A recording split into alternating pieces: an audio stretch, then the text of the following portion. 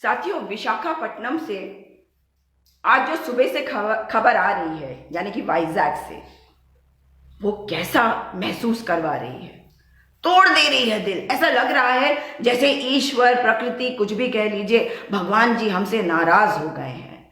इतना नाराज हो गए हैं कि हर ओर से कहर बरपा रहे हैं। क्या समय नहीं है कि हम अपने आप को सुधार लें? आपको पता है, ये जो स्टाइरीन होता है, ये एक मोनोमर कहलाता है। मोनोमर मतलब एक ऐसा आप समझ लीजिए यूनिट, जैसे पत्थर होता है, ईंट होती है, ईंट, कई ईंटों को आप जब जोड़ते हैं तो उससे आप एक दीवार बना लेते हैं, है ना? तो उसी तरह से ये मोनोमर कहलाता है। और जब इन सब को जोड़ दिया जाता है तो ये जुड़ के एक पॉलीमर बना देता है, जिसका नाम है पॉलीस्टाइरीन। मैं पॉलीस्टाइरीन की बातें क्यों कर रही हूं? इसलिए कर रही हूं कि कहीं ना कहीं प्रकृति जो है हमें सजा दे रही है। पॉलीस्टाइरीन क्या होता है ये बताना चाहती हूँ। आप जानते हैं, ये जो आपने देखा, ये पाउडर की जो डिब्बियाँ नहीं होती जिसमें फ्लैट सा होता है, उसमें आप पफ लगाते हैं और उसकी पतली सी प्लास्टिक टाइप की एक कंटेनर होता है, टीन के डब्बे के अंदर या प्लास्टिक के डब्बे के अंदर एक प्लास्टिक टाइप की चीज होती है। ऐसे ही पंखों में भी इसका इस्तेमाल होता है, बहुत जगह इस्तेमाल होता है। पर जानते हैं, पॉलीस्टाइरीन वो कंपाउंड है, वो पॉलीमर है जो प्रकृति का सबसे ज्यादा नुकसान करती रही है। क्या है पॉलीस्टाइरीन?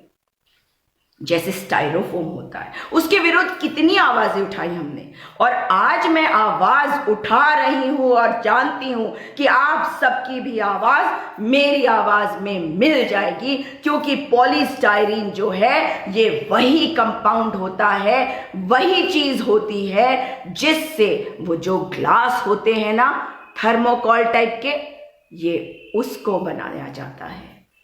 इसी पॉलीस्टाइरीन से उनको पॉलीस्टाइरीन ग्लासेस कहा भी जाता है।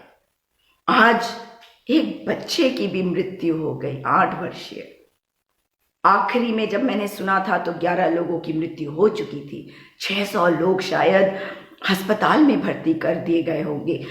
मैं नहीं पक्का कह सकती कि 600 लोग ही होंगे, ये सब मैंने न्यूज़ चैनल्स में से देखकर आपको बता रही हूँ। लेकिन ये हुआ क्या, स्टाइरीन के जो वेपर्स होते हैं, मतलब स्टाइरीन का जो धुआं, मान लीजिए जैसे पानी को जब आप बॉईल करते तो भाप बनती है, उसी तरह से स्टाइरीन का जो भाप होती है, स्टाइरीन भाप, अगर आप उसको एक्सपोज हो जाए और आप उसको सांस के माध्यम से अंदर ले ले, तो ये आपके सेंट्रल नर्वस सिस्टम पे इतनी बड़ा कुठाराघात कर देती है कि आपको चक्कर आने लगते हैं, आप बेहोश हो जाते हैं, आप बैलेंस नहीं बना पाते। और आज आपने वो तस्वीरें देखी कि लोग खड़े हैं और अचानक से गिर जा रहे हैं। Is it worth it?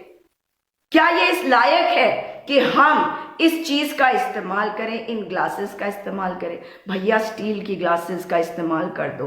अब तो सोशल डिस्टेंसिंग जो है ये भी बता रहा है हमें कि ये जो हमने अपनी दुनिया को इतना पैसों से तोलने वाला दुनिया बना दिया था, इसमें हर जगह पार्टी में जाना, ये स्टाइरोफोम की चीजों का इस्तेमाल करना, दिखावा करना, ये हमें बंद करना होगा। प्रकृति की खूबसूरती दिख रही है, जगह जगह से पहाड़ दिख रहे हैं, हिमालय दिख रहे हैं, सहारनपुर से दिख रहे हैं, बिहार के किसी गांव से दिख रहे हैं, और हम पॉलीस्टाइरीन बंद नहीं कर सकते।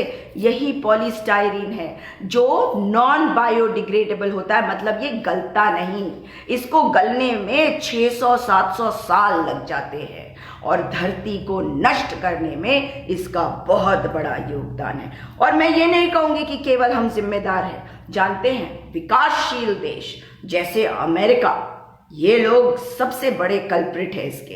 ये सोचते हैं कि ये स्टाइरोफोम की चीज़ों में खाएंगे, ये पॉलीस्टाइरीन के चीज़ों का इस्तेमाल करेंगे और समुद्र में फेंक देंगे। समुद्र से हमारे तक पहुंचेगा, मगर असर इन पर भी करेगा। तो शुरुआत हम करते हैं, हम देवस्थान के लोग हैं, हम भारतीय हैं, हम हिंदुस्तानी हैं। आज ये कसम खा लेते हैं कि आज के बाद पॉलीस्टायरीन का इस्तेमाल नहीं करेंगे। और मैं तो ये भी रिक्वेस्ट करूंगी अपनी सरकार से कि इस फैक्ट्री को तुरंत बंद किया जाए। इन्होंने नियमों का पालन भी नहीं किया। हमें अपने जीवन में बहुत बदलाव लाने ही है, तो शुरुआत यहां से करी जाए। जो फैक्ट्री वाले हैं उनको रिहैबिलिटेट करा जाए, उनसे कोई दूसरी फैक्ट्री खुलवा दी जाए, परंतु इन सब चीजों का उपयोग हमें कम करना पड़ेगा।